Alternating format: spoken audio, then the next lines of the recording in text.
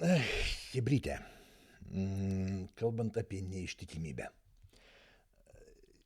Va čia vat vienas toksai postas.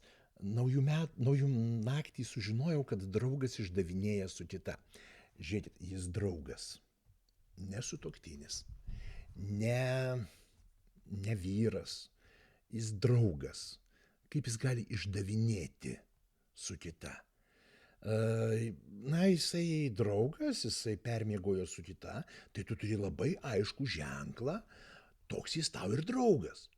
Nu tai tu laisva nuo jo. Aišku, kitas klausimas, kodėl tu miegi su menkai pažįstamais vyrais. Ta prasme, kur tavo savivertė, kas tu esi šiam gyvenime. Tai yra kitas momentas. Bet, na, draugas miega su kita, tai jis tau nedraugas. Ir viskas, apsisukai ant kulnų ir išėjai.